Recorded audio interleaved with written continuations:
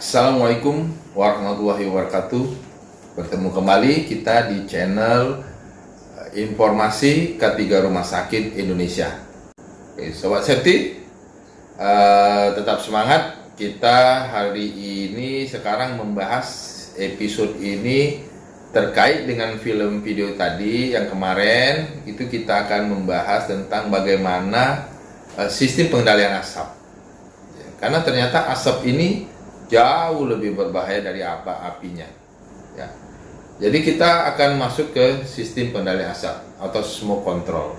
Nah, tujuannya, yang penting tujuannya pada sistem ini yaitu pertama melindungi tempat evakuasi. Kemudian yang kedua itu mengendalikan atau mengurangi sebaran asap dari tempat kebakaran ke tempat yang lain. Jadi sebaran asap ini harus dikurangi. Banyak beberapa kasus kejadian di rumah sakit yang Sobat Safety bisa lihat, di mana kebakaran asapnya ada di basement, itu bisa mencapai di ICU di lantai 6. Ya. Jadi sebaran asap itu bisa melalui cepat sekali. Kemudian tujuan berikutnya itu menciptakan kondisi yang bebas asap ya di luar tempat kebakaran untuk rescue dan pemadaman. Jadi dengan dikendalikan kita punya tempat untuk mengevakuasi pasien-pasien kita. Dan keempat yaitu menunjang unsur keselamatan dan mengurangi kerusakan materi. Karena asap ini sangat panas, kalau kita tidak kendalikan ini akan merusak semua sistem perawatan medis di rumah sakit kita. Dan ini yang berisiko buat pasien-pasien kita yang lain. Ya, itu yang harus menjadi perhatian kita terhadap pengendalian asap ini. Selanjutnya kita akan lihat prinsip dasar dalam pengendalian asap ya di rumah sakit kita. Yang pertama, aliran asap itu mengikuti gerakan udara dalam bangunan ya, itu yang perlu menjadi perhatian. Prinsipnya dasar, asap itu dia ngikutin ya gerakan udara dalam bangunan rumah sakit kita. Maka ini sangat perlu diperhatikan tata udara di rumah sakit. Kedua, itu asap menyebar itu lewat bukaan. Nah, ini yang perlu kita perhatikan. Ya, bukaan itu apa aja? Seperti retak, celah, konstruksi, ya. Kemudian penetrasi oleh pipa-pipa, kemudian ducting, cerobong, ya. Ducting rumah sakit kita itu harus benar-benar menjadi perhatian kita karena dia akan menyebarkan asap dengan cepat ke semua lantai. Kemudian pintu-pintu yang terbuka. Nah, ini bisa kita kaitkan dari episode sebelumnya bahwa benar pintu-pintu ruang rawat harus rapat ya, sehingga kita bisa kendalikan asap itu dan api di ruang-ruangan tersebut. Selanjutnya prinsip dasar itu tentang faktor yang menyebabkan sebaran api. Ya, sebaran api. Yang pertama itu stuck effect. Ya. Nah, ini nanti kita akan bahas khusus pada episode apa yang dimaksud stuck effect. Kemudian efek temperatur kebakaran. Ya. Efek temperatur kebakaran ini menjadi risiko yang sangat tinggi karena semakin lama akan semakin panas. Ya. Walaupun apinya belum besar tapi asapnya sudah mulai panas. Nah, ini menurut perhatian.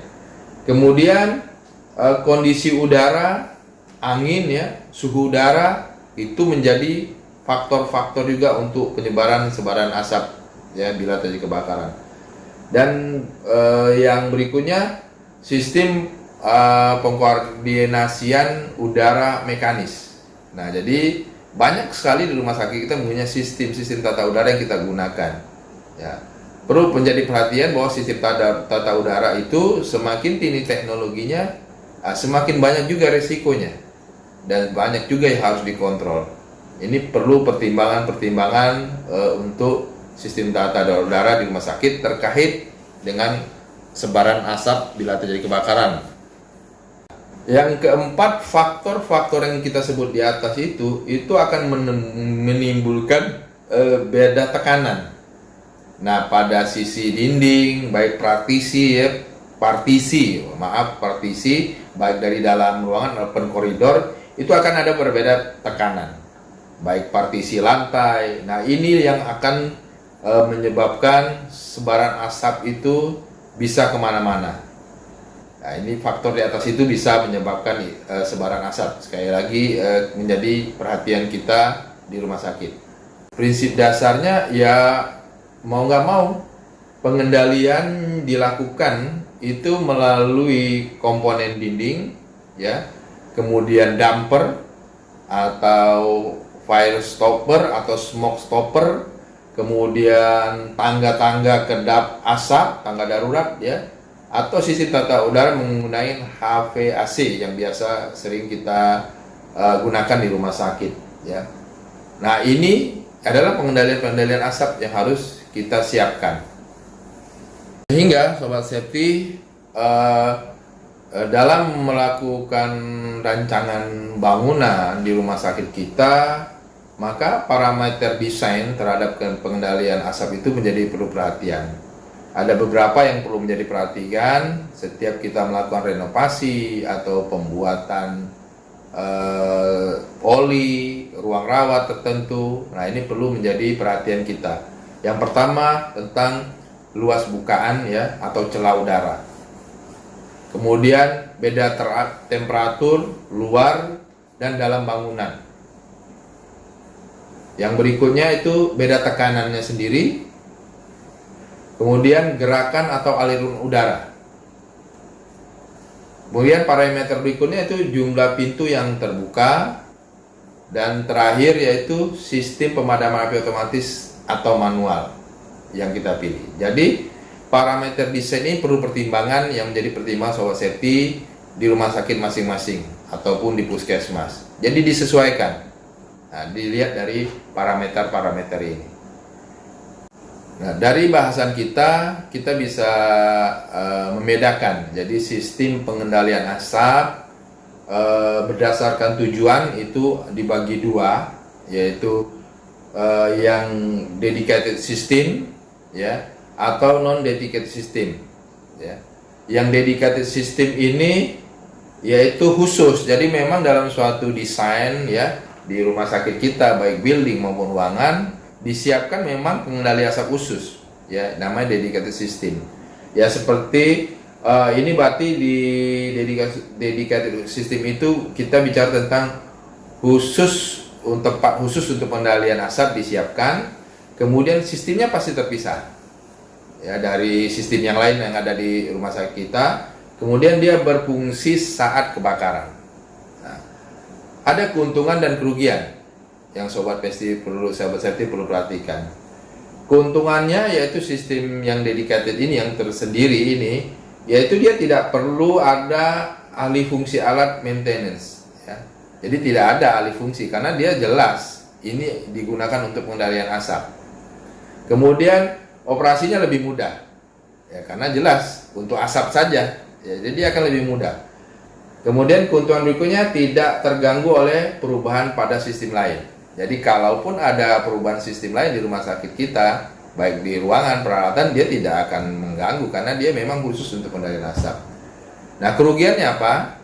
Salah satunya yaitu memang lebih mahal, ya, karena kita khusus, ya, menyiapkan dalam suatu ruangan atau building tentang apa? Sistem pengendalian asap. Kemudian kegagalan komponen itu sulit terdeteksi, ya, memang karena kita menyiapkan khusus, tentu arah pengendalian asap ini akan menuju ke atas, agak sulit kita mendeteksi kegagalan komponennya, ya.